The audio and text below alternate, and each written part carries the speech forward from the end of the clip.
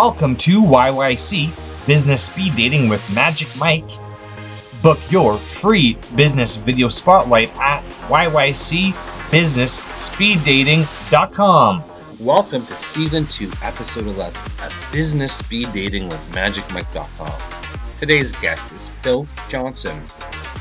He's the founder of the Master of Business Leadership Incorporated. You can find Phil on LinkedIn.com.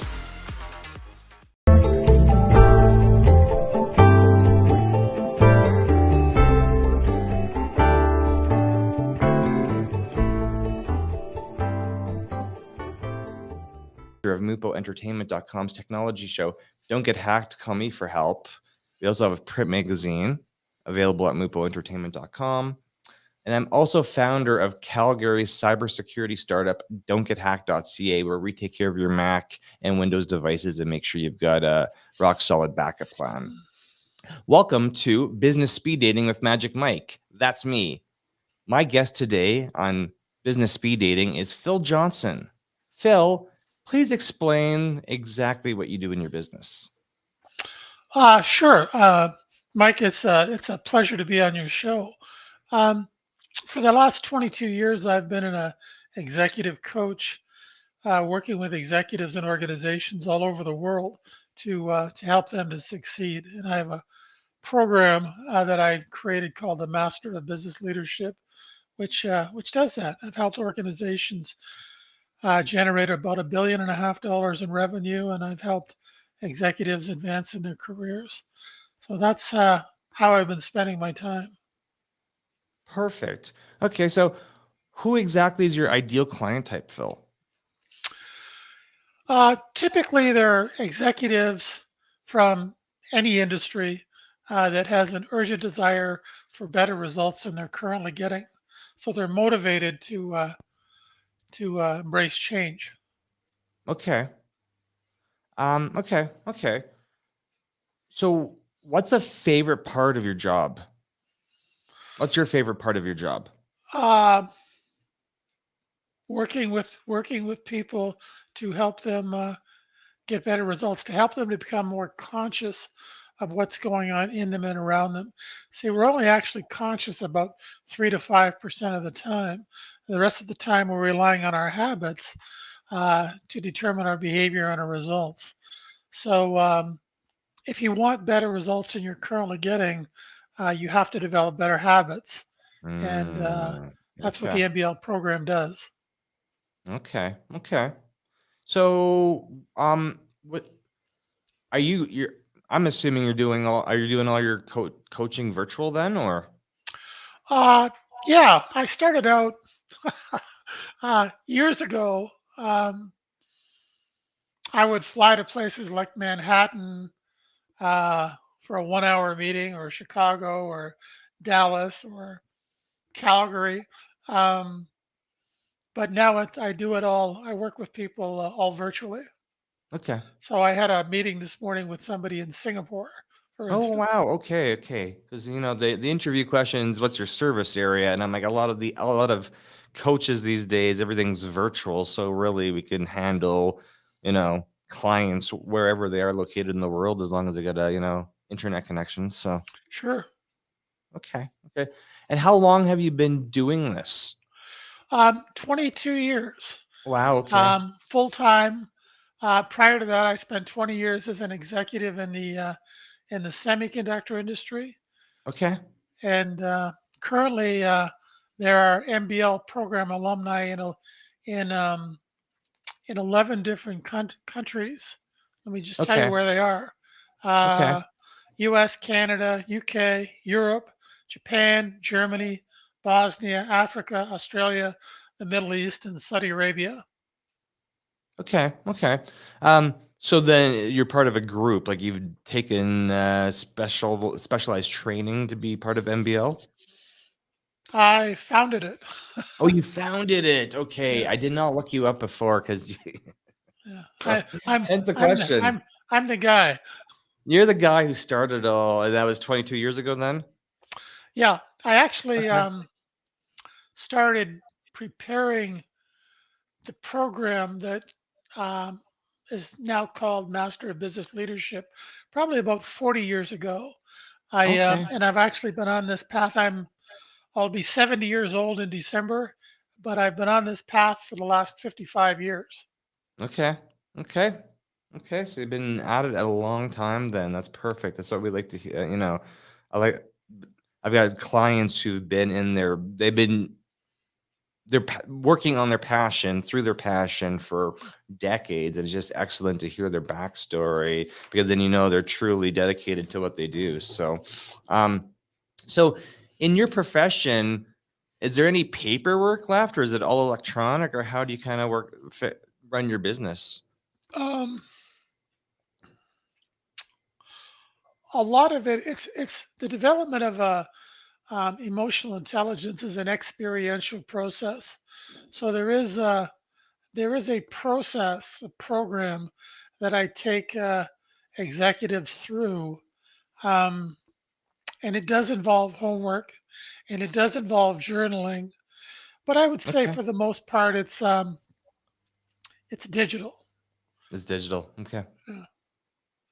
Just because that's part of what I do as a technology coach is document workflow processes. Because some people have a good idea of what they're doing in their business, and a lot of others need guidance. And of course, there's overwhelm, and that's probably might be something that you help business owners with. And I like to document stuff because if there's an emergency or everything in your technology life goes wrong, we need to know how to put it back together. So, um, do you run into technology issues from time to time, Phil? Yeah, I do. And my my IT department is Geek Squad, Okay. and Okay. I've been using them for over 10 years. Okay. Okay. No, I had interviewed a business coach of sorts last week, and she's like, you know, just going through all her planning and the tech issues, and she's like, I just keep leveling up my tech support, and I'm like, perfect. That's what we want to do. We want to understand where the tech issues happen. No matter if it's a do-it-yourself or if you said you're using Geek Squad currently, just being comfortable with them and them understanding what your expectations are with your technology, of course. So Yeah. my next question was really if are you a do-it-yourselfer when it comes to technology? Were you ever do it yourself, or you just completely pass that off over to Geek Squad? Well, at one time, um, as I say, I was in electrical engineering, and Okay. I spent 20 years in the semiconductor industry. Yeah. But as IT is concerned, I have nothing to do with that. I just Nothing to get do in with it. touch with my Geek Squad friends, and they take care of it. That's interesting that you went down the road of electrical engineer because that's where I started, but I switched over to whatever. When I went to post-secondary education, I started down electrical engineering path, and I don't know, within a couple months, I realized I didn't want to be designing circuits, and I'd probably be doing end user tech support for the rest of my life because technology seems to just come natural to me. So, and interestingly, you've got that electrical engineering background, and that you actually, I just found it. I'm like, I don't know if I'm going to enjoy this as much as doing all the tech support for people at the end of the day. But I still Sure. understand how circuit boards and all that stuff works. I'm just like, not my cup of tea. But my friends who went down that path, they love doing that stuff, and they can't believe I'm still fixing computers and servers and all that stuff at the end of the day. So, um, is there any other if somebody with your ideal client type, like if somebody's looking for help, how do you know that they're a right fit for your program? That's a great question, Mike. Thanks for asking it. Um, there's only two sources of motivation that will cause people to leave their comfort zone in the pursuit of better results. Okay. One is pain, and the other one is passion. And most people aren't really connected to their passion. So, for the Hmm. most part, the folks that I work with have an urgent desire for better results than they're currently getting, i.e., Okay. pain, and that's the starting point. So That's a starting point. they've got to have that motivation to do the work that change requires. Interesting, because that's kind of where where I found my path, because I had a Canada-wide IT franchise from 2005 to 2021, and then I was like, it was just pain for like a decade. And decade of 10 years of the 16, 17 years I ran that franchise for, and I was like, you know what, there's so much pain involved. I've gone through business coaches. I'm like, there's got to be a easier way for me to practice my passion every day. I fix Sure. stuff, right? Sure. So, and then I was like, but of course, it was pain, pain. And I'm like, systems don't work, and I'm not getting the results that the clients I want. And I'm like, oh wait, I'm utilizing somebody else's system. And then I started looking for a new system, and I'm like, you know what? I can take sales training, I can take customer service training, but at the end of the day, I know exactly how I want to build an IT company from scratch. And I'm like, you know what? It's going to be pain where I am, and it's going to be new sorts of types of pain with the, starting from scratch. But it's the enjoyment fully changed. It was a 360, right? So Yeah, that's great. If you're following your passion, that's a lot better path. oh, it is. It is. It's just, time and effort, and, working on your elevator pitch, and, clarifying what type of clients, it's all, it's all fun part of the process. So if any of the audience of mupoentertainment.com wants to reach out to you, is it best to contact you on your website, or where do you want me to send the viewers? Um, if they're interested, I could send you a link to my Zoom calendar, and Okay. if they'd like to continue the discussion, I'd be happy to. Awesome. Yeah, of course, we're recording this, and we're going to edit it. So at the end of the episode, I'm just going to put a card with your name, business name, and then your website address. But if it's a Zoom calendar, I can add that as well. So perfect. Is there any final words of wisdom, piece of advice you want to leave with the viewers? Yeah, I recommend they invest in the development of their emotional intelligence. Okay. We're facing a tsunami of accelerating change globally with a 500 million year old brain that doesn't like change. So more and Mm-hmm. more companies are hiring, developing, and promoting largely based on emotional intelligence. Oh, As a wow. matter of Okay. fact, if you're interested, I can give you an example of a company that's currently valued at about $2.2 trillion, and they're doing about $600 billion a year in revenue, and their primary hiring focus is emotional intelligence. Interesting. Would you like to know who that is? Sure. It's Apple. That's why when you walk Apple. into an Apple store, um, that energy you feel is an example of a more emotionally intelligent environment. They're not trying to sell you anything. They're trying to understand your pain and, if possible, offer a solution to your pain. Whether you buy anything or not is secondary. We want you to have a great experience. Thank you for watching season 2, episode 10 of Business Speed Dating with MagicMike.com. Today's guest was Cindy Badman. Contact GenesisOrganizing.ca for all your professional organizing needs. I agree with that. So in many respects, there was also a 40-year study done at UC Berkeley comparing intellectual intelligence with emotional intelligence, and they concluded that emotional intelligence was 400% more valuable in determining success than intellectual intelligence. So in many Interesting. respects, the development of emotional intelligence represents the future of organizational change.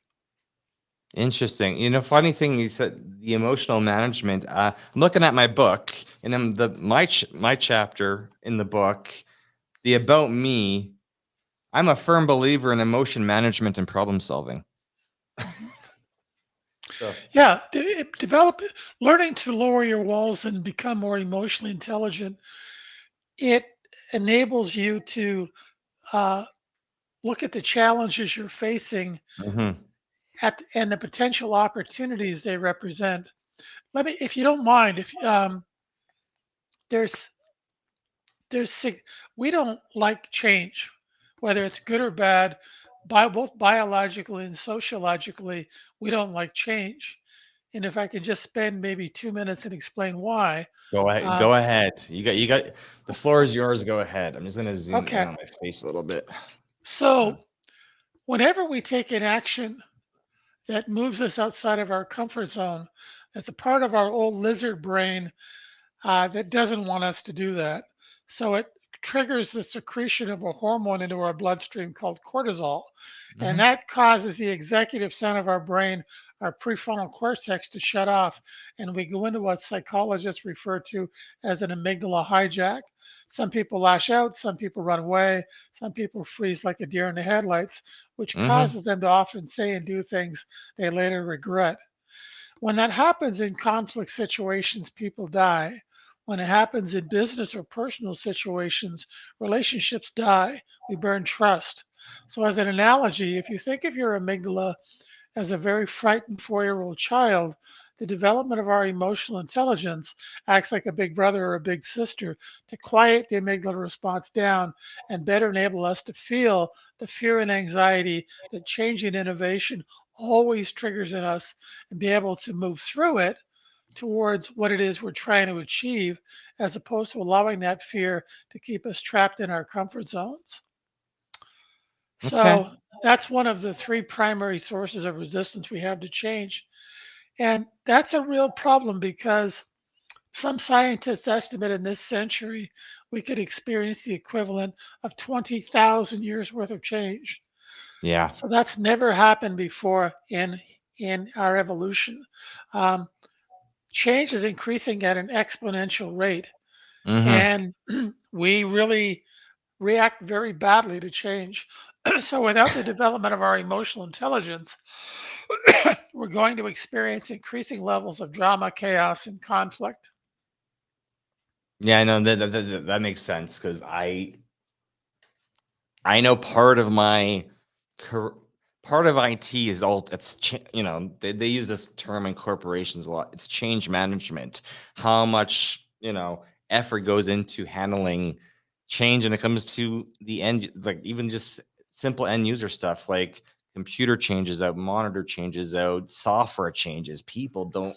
I know customer service number one part of my job, and it's like just getting people over that hurdle of handling what's changed in their environment, because some people are easygoing and other people it's you know one software upgrade and they're complaining about it for 6 to 9 months, and I was like, wow, okay, now but that conditions me to know what type of end user and potential new client that is. So I'm used to it because I've had so many years of experience dealing with change, especially with technology. And I don't even know if Moore's law is even applicable anymore because things are changing so frequently compared to, I know you're older than I am. I'm 40. My first computer was in 1993. So first kid on the block with a computer in 93, no internet. So things back then were completely different than they were now. But I grew up with modern stuff, right? So we still had floppies. I can still refer back to, I remember floppy disks and 8 tracks and all the analog stuff When I before was everything went digital. when I was in university, writing software on a VAX 11780 with computer cards, Yep. punch cards, Yep. um, and if for any reason those cards got out of alignment, you were in trouble. Oh. And we had dial-up modems. Yep. Yep. I still remember dial-up. We still had dial-up to like 2005 in Calgary. So Yeah. um I had no punch cards or no, yeah, that was a little bit before the switchboards, a little bit before my time, but I had to learn about it all. Right. So I know where we came from, kind of have an idea where we're going, and it's just the emotion change management, the emotional management when it comes to we didn't grow up with cell phones, and now today I left So the house. so Today I what's left the your house accidentally without a cell phone, and I'm like, I can make it through the day without a cell phone. It's no problem. what you're describing and is what I help executives and organizations deal with, and it Perfect. it helps them to create career, personal, and corporate success. Perfect. Well, it's a good thing that you reached out, because then, hey, I've met somebody new, and I understand what you do, sort of. So, Cool. is there any other we're at like 20 minutes, so yay, we had a good chat today for being first time introduced to each other. I'm assuming you saw me on LinkedIn, right? I did. Okay, Actually. perfect. Yeah, any last bits of wisdom for the audience, or No, are we good? we're good. We're good. Okay, perfect. It was so nice to meet you, Phil. Thank you for being a guest on I was going to say YYC Business Speed Dating, but you're not in Calgary. So I'm going to branch this out and have both Calgary Speed Dating and then Canada Speed Dating. But thank you for being a guest on Business Speed Dating with Magic Mike. Have yourself a great day. Mike, thank you, and I want to thank you for the work you're doing. I really appreciate it. Yes, well, thank you. I try to meet more people and then find out what everybody does for a career, because I'm sure there's referrals possible. I deal with a lot of business owners, and I'm like, okay, I gone through business coaching, but of course, certain, everybody's looking for a different type of ideal client type. So I want to, if I refer people, I want to make sure they're, good fit for you. So anyway, that was a wave. Have a good day. Have a good day, Phil. You too. Bye. Thank you for watching Season 2, Episode 11 of Business Speed Dating with MagicMike.com. Today's guest was Phil Johnson. If you're interested in Phil's services, please check him out on his LinkedIn page.